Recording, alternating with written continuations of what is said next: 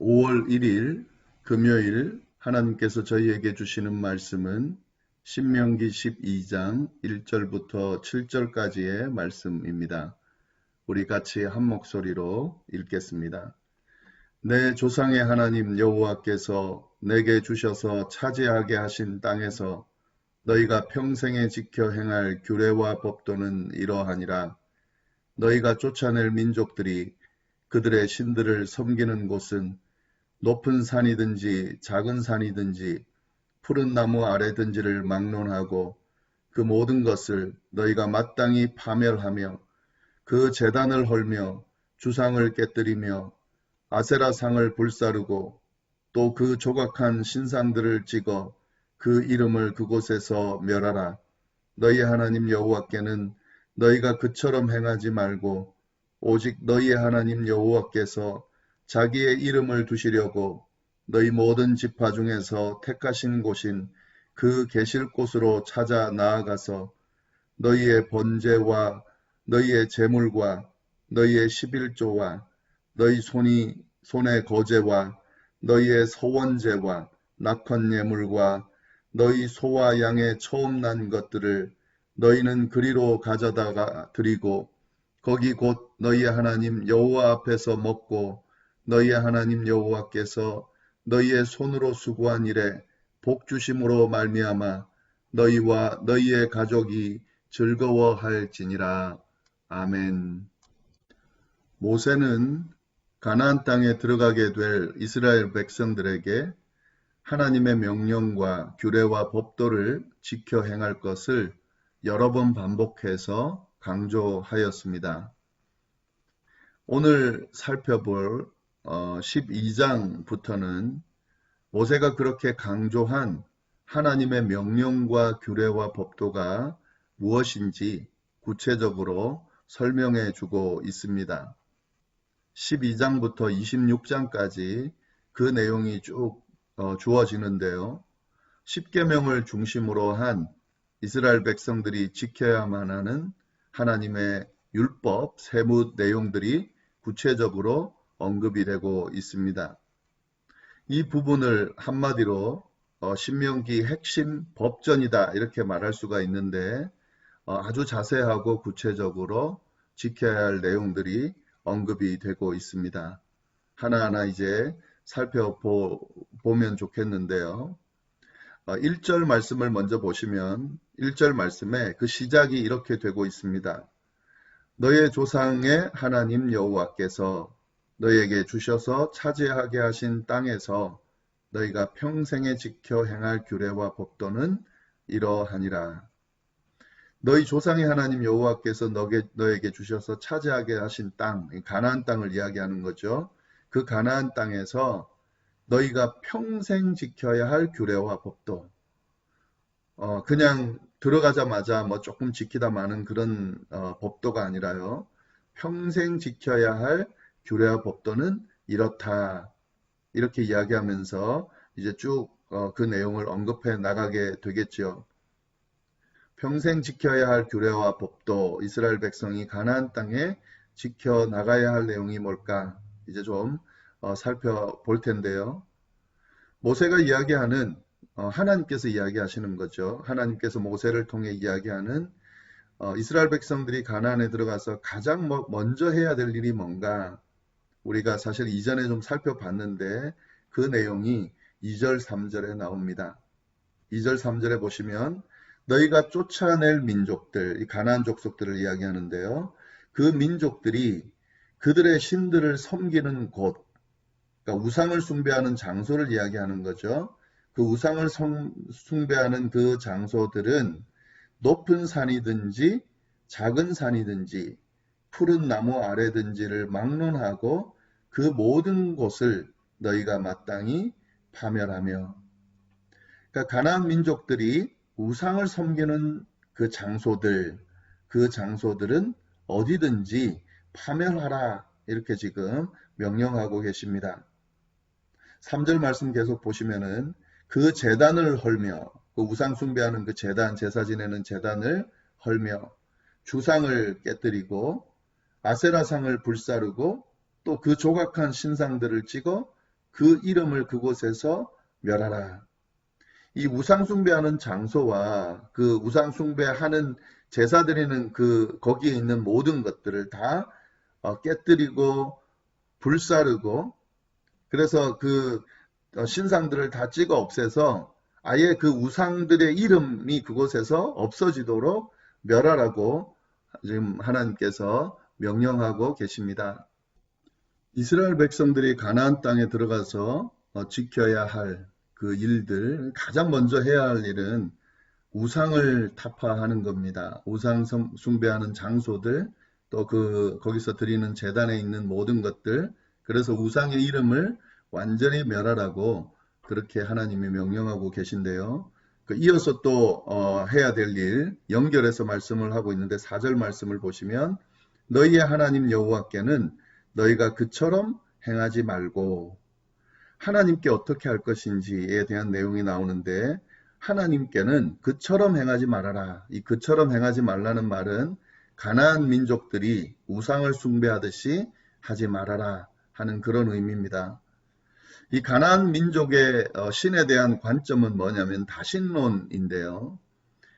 이 가나안 민족들은 여러 신들을 섬겼습니다. 그래서 지금 여러 신들을 섬기는 장소가 있는데, 이 여러 신들을 섬기다 보니까 이 필요에 따라 신들을 만들게 되고, 또 신들을 섬기는 장소가 여러 군데가 되게 된 거죠.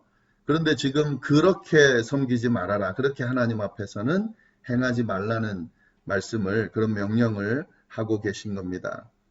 그러면 하나님은 어떻게 섬겨야 되나? 5절부터 7절까지의 그 말씀의 내용이 나오는데요. 5절 말씀을 보시면 오직 너희의 하나님 여호와께서 자기의 이름을 두시려고 너희 모든 지파 중에서 택하신 곳인 그 계실 곳으로 찾아 나아가서, 하나님을 섬길 때에는 하나님께서 자기의 이름을 두시려고 그 모든 지파 중에 택하신 곳, 그 계실 곳, 하나님이 택하셔서 정하신 그곳에서 예배를, 제사를 드려라.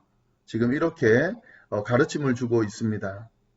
왜냐하면 이스라엘의 신과는 유일신 사상이거든요. 하나님 외에는 다른 신들이 없기 때문에 하나님께서 계신 곳, 여러 곳에서 제사를 드릴 이유가 없는 거죠. 하나님께서 계신 곳에서 제사를 드리면 됩니다. 그리고 사람의 필요에 따라서 만든 그 가나안 족속들과 같이 그런 장소가 아니라 하나님께서 정해주신 곳, 하나님께서 그 이름을 두시겠다고 약속하신 곳, 하나님께서 그곳에서 머물겠다고 약속하신 곳, 그곳을 찾아가서 거기서 제사를 드려라. 이렇게 하나님께서 명령하고 계십니다.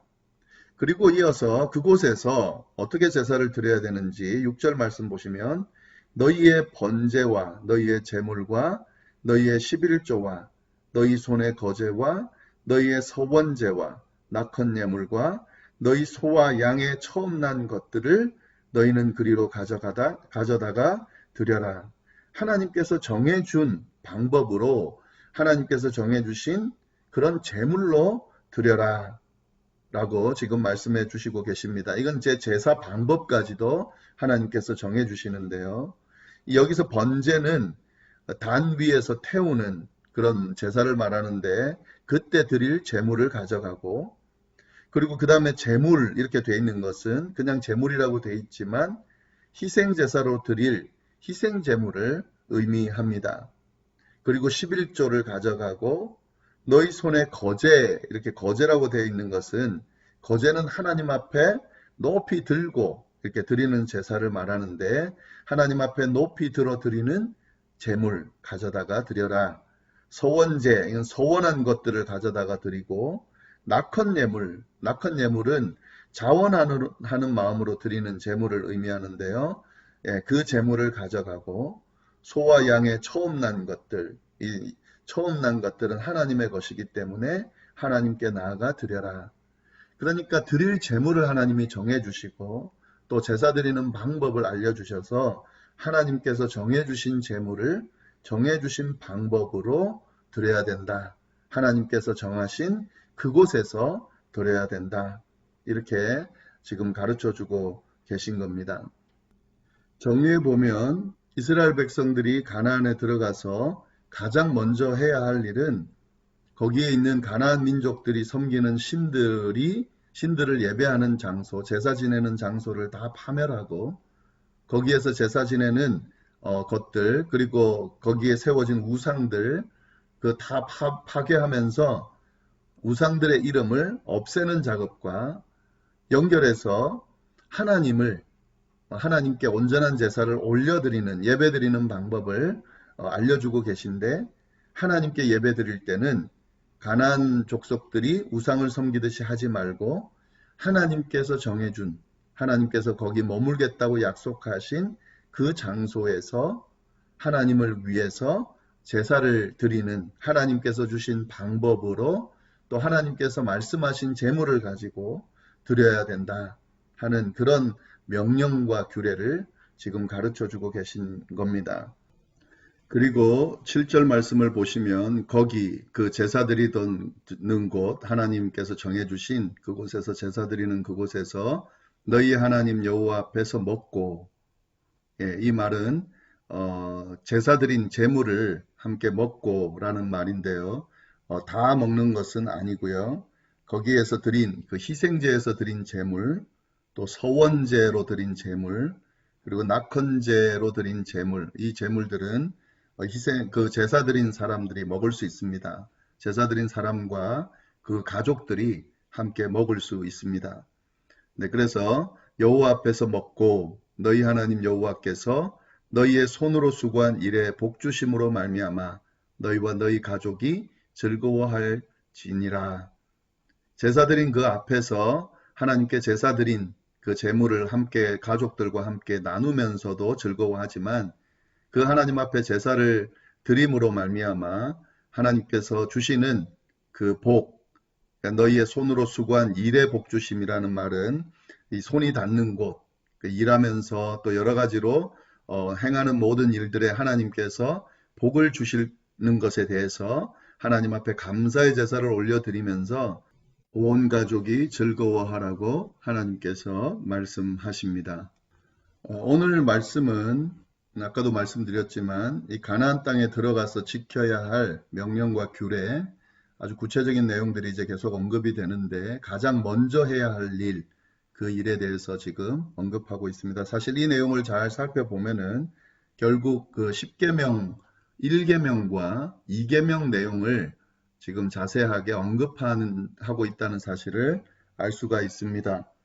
1계명 너는 나 외에는 다른 신들을 내게 두지 말지니라. 2계명 너를 위하여 새긴 우상을 만들지 말고 그것들을 섬기지 말지니라. 이 두 계명을 지키기 위한 구체적인 방법들을 지금 오늘 본문에서 쭉 이야기를 하고 계십니다.